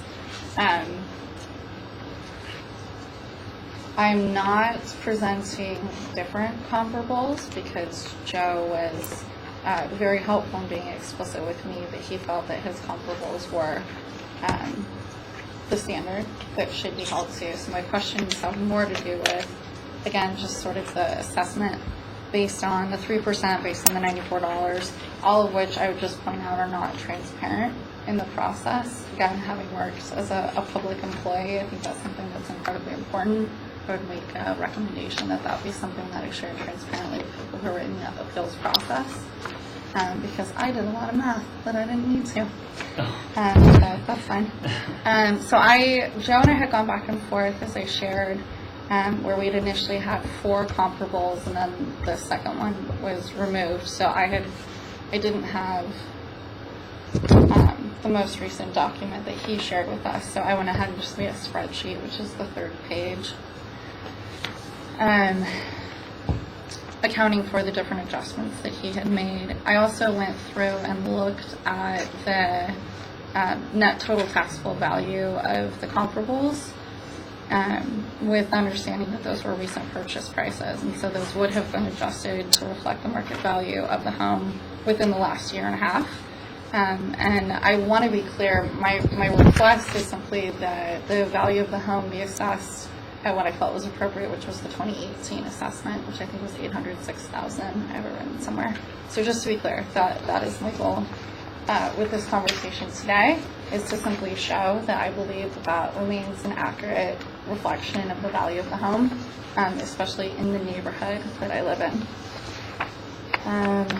So, again, on page 3, And what I have here is at the bottom, the net total taxable value, and the averages out to 807. So just pointing that out as we sort of look at what the range of acceptability is here. We're looking at average of values for the sales price. Mr. Phillips had gone through and made his adjustments within the valuation. The average of those values is $833,500, which obviously exceeds the Prop 13 2% assessment of $821,915, which is what I'm dealing with.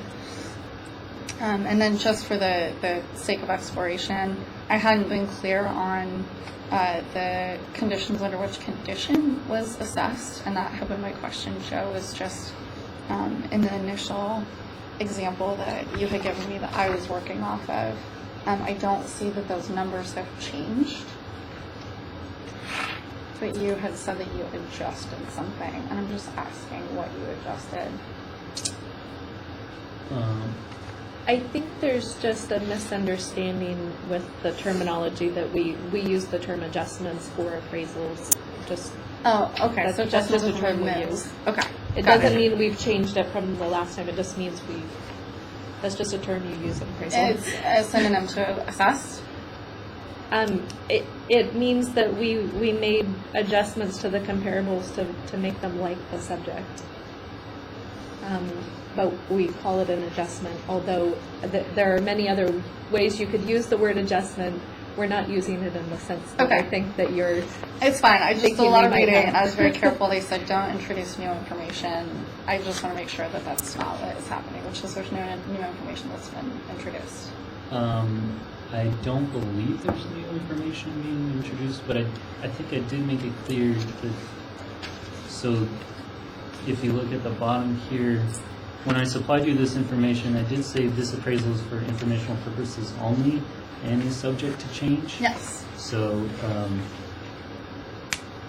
so I was able to make changes, you could have made changes. Yeah. Up till today. I don't think anything has changed, and that's why I'm confused by what you said. Well, I was just saying, you had made a statement that, not to present any new evidence. Oh, yeah. And I was just saying that You could have if you wanted you to. could have, yeah. That's fine. I could have if I wanted to. Yeah. Okay, so that's super helpful. So again, just to recap, my goal here is to reassess the value at the 2018 assessed value, which I felt was appropriate. I am referring to the same comparables that Mr. Phillips used because, again, I didn't see really any sort of utility in presenting different comparables. I did, because I was so worried I was going to get booted, if I tried to introduce anything different. On page 4, you'll see that I have just simply reflected a timeline of my experience, which includes my April 2017 purchase of the home, the January 1st, 2018 assessment, excuse me, it's 805,800, not 806. January 1st, 2019, it was assessed at 821. I called and spoke with Andrew Pineda in the assessor's office, and he confirmed, and it says it on the postcard, but I had just asked for clarity that it was the arbitrary 2% increase. It was not based on any sort of manual assessment. That is not something I would have any sort of visibility into, so that was just for my own education. He looked at property values in the system while we were on the phone, and based on what he saw, he recommended that I submit an appeal. I did. So there are a couple things that I just want to point out, and again, this is not a criticism of Mr. Phillips directly, and I noticed I missed an L in your last name, sorry. That I went through a refinancing process at the end of last year and actually received an appraisal through that process that valued the home at $800,000. I sent it to Joe and said, hey, just have this done. Is it possible to use it? And he replied on November 13th, yes, this can be used as evidence for your appeal. When he and I subsequently got on the phone together to talk through the assessment that he was sharing with me, he said that it could not be used because it had been created later than 90 days after the consideration period. He shared with me again, understanding that these could have changed at any time, shared with me the market evaluation. It didn't have a clear explanation of what the final assessment was. And so in email, he says the value conclusion is your Prop 13 factored base year value. And through an email exchange, I didn't include here, I don't know if you would want, if we need to submit it for any reason, I'm happy to forward it. My complaint to him was that I didn't feel that the 2% arbitrary assessment and then working backward toward a number was an appropriate way of assessing my value. To which he said that my value was put at the bottom of his range, and that when he's working on an appraisal, he does not pay attention to the value that they currently have enrolled. He looks at those after the appraisal. And so I only bring that up to point out that the process that I have experienced has been not completely consistent. And therefore, as I'm questioning again the process that we're using for this evaluation, I just want to make it clear that it feels like anything's on the table for consideration, not to in any way remove Mr. Phillips's professionalism. But I do want to point out a couple things that are unique to the neighborhood that make the comparables that were used and the subsequent adjustments that were used, to me, feel not quite accurate. So if you look at the following page, following the timeline, I went ahead and highlighted it for you just because this is a copy of a copy, so they ended up getting kind of light. So again, Joe, Mr. Phillips, I had worked backwards because I wasn't sure how you had assessed the delta for total living area and the premium that you were adding to that. And then the conversation I'd like to have is around how you applied the, essentially, financially speaking, a discount for lot size. And lot size is something that for me, as you are aware, we are in the high impact traffic zone for Ventura County, which means that even though we're in Oakview, we are limited to the same sort of building restrictions that you would be if you were in the city of Ojai, which is reflected in the following page. And for the Ojai impact traffic area, you are not allowed to build an accessory dwelling unit unless you have a minimum lot size of 20,000 square feet. That is something that I found out the hard way when I was trying to build an ADU for my parents over the last year. And it's something that has significantly impacted our expectation of the long-term appreciation of the home, the fact that we cannot build an accessory dwelling unit on the home.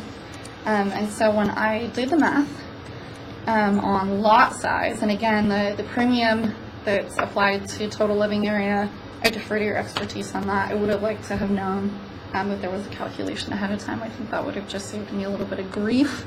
But when we look at lot size, there really is no accounting for the fact that at 20,000 square feet, you actually cross a pretty significant threshold in value, which is that you would be able to build an accessory dwelling unit on your property. So the fact that I'm on the other side of that 20,000 square foot mark with my lot is significant in my opinion. And again, I say that because I just tried to go through this process and wasn't able to.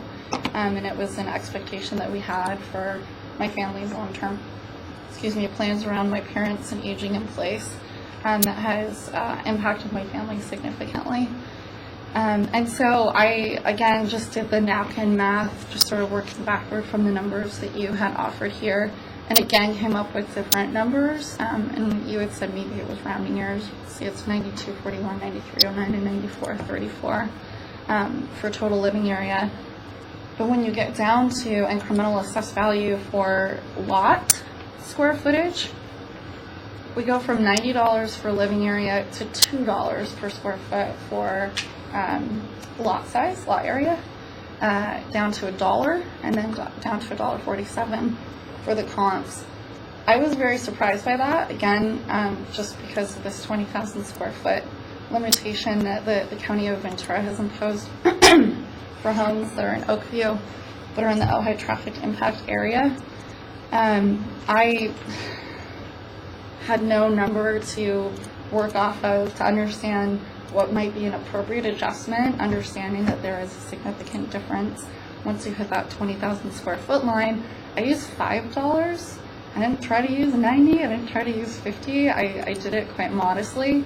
And what you see is that that discount applied to those three comparables becomes significant because all 3 of my neighbors would have an opportunity to build an accessory dwelling unit if they chose to.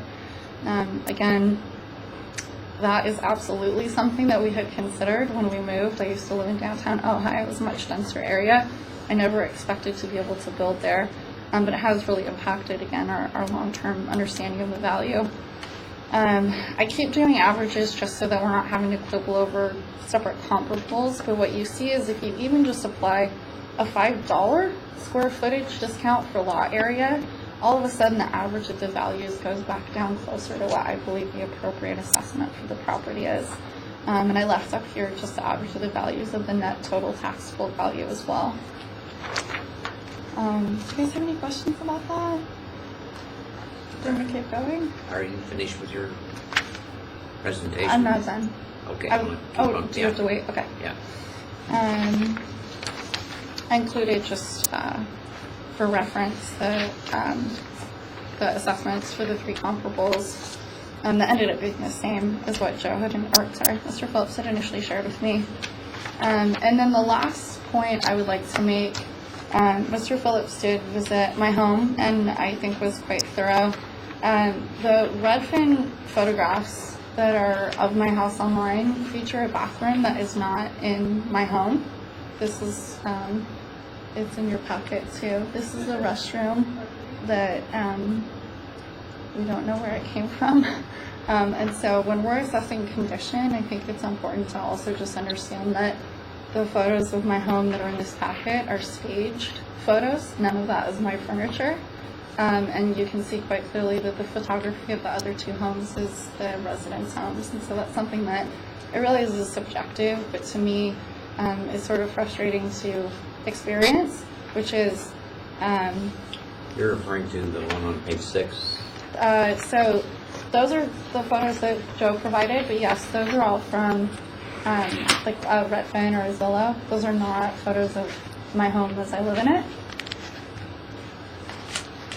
That's a staged photo. A stage photo? Yeah, this is. They were from the listing, Yeah, right? they were from the listing. Okay. Meaning like that's just not my furniture. Yeah, okay. Whereas if you turn to the next page, it's quite clearly the furniture of the person who lived there. That's Okay, yeah. you know, those sort of like horrifying real estate photos where they're just like wandering Yeah, on the floor. okay. And my point is simply that if condition is subjective, you are looking at photos that do not represent my home as I live in it, including if you were to look on Redfin, and I didn't know that he was presenting those photos. This is a bathroom that is not in my home. This is not real.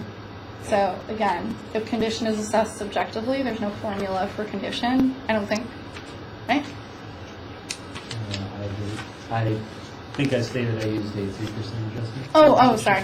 That's right. But just average, good, inferior? Is that what it was? In my presentation, I have the comparables as average and those as good. And it's good, average, and poor? There's a range. It's average, fair, poor, good, excellent. And those all have different percentages attached to them? Based on how the appraiser deems necessary. And those are not published publicly anywhere either? No, it's up to appraisal judgment. Okay. Yeah, that's it. Thank you so much for the listening. Okay. I guess we're to that stage of conclusion. Unless there's any questions? I have, Let's clarify. So you're saying that the photos on your last page are not your property, The bathroom. the bathroom. So that's like the long counter with the circle That's right. mirror. And I don't see those in the assessor's presentation though, is that correct? I didn't know he was presenting Redfin photos. He came to my house, so I thought he would have photos of my house.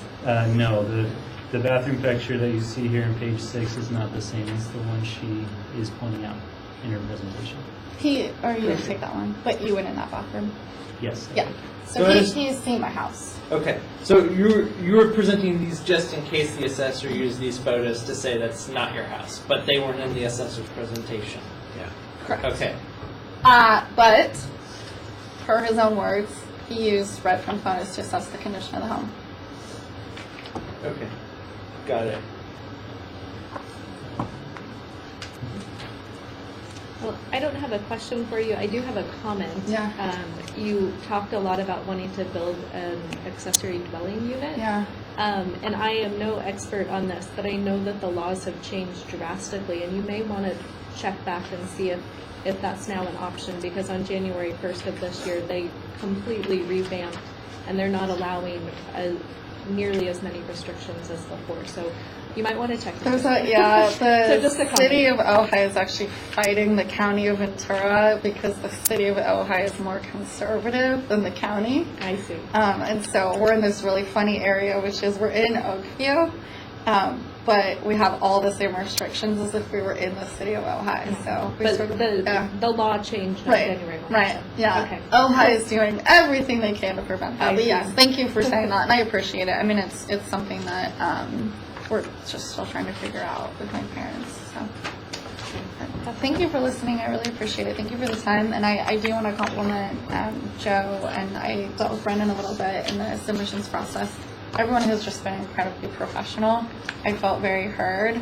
I was very worried that I was going to come in here and get yelled at today. I watched a lot of videos of the hearings, and I thought I was having to speak to, like a group of people through a microphone. So Well, you have a voice box, so you can supply the yelling. I'm just going to go to work and get yelled at later. So that's fine. But thank you very much for the consideration. So you want to conclude? Sure. So, in my conclusion, I just want to kind of hopefully clear some things up for you. The first is the lot size. You had mentioned you were trying to break it down into $1 per square foot.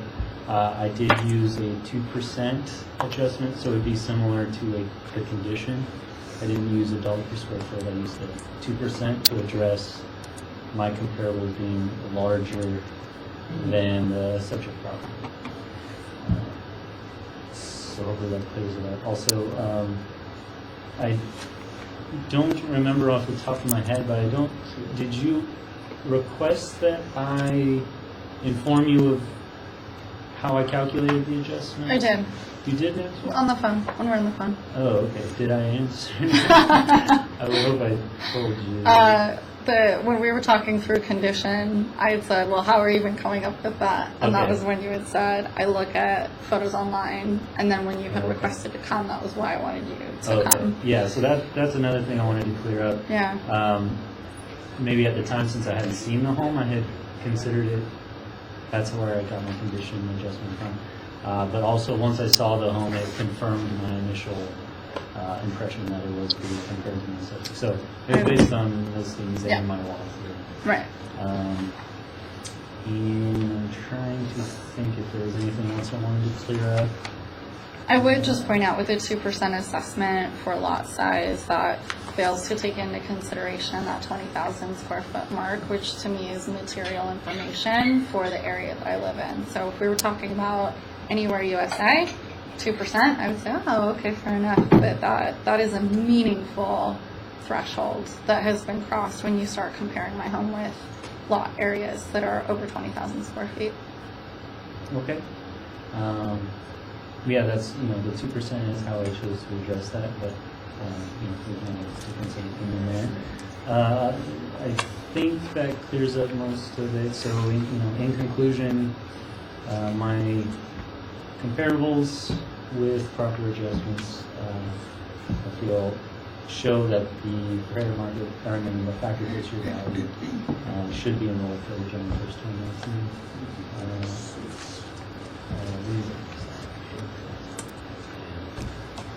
Again, just to reiterate, my opinion is that the 2018 assessment of 805,800 is what is accurate for the value of the home in that neighborhood. Thank you so much. All righty. Close the hearing, Thank you. and I'll let Mr. Congress let you know about what my decision is. Perfect, thank you. Hearing Officer Crowe, time is 11:40 a.m. If you'd like to adjourn the meeting. Meeting is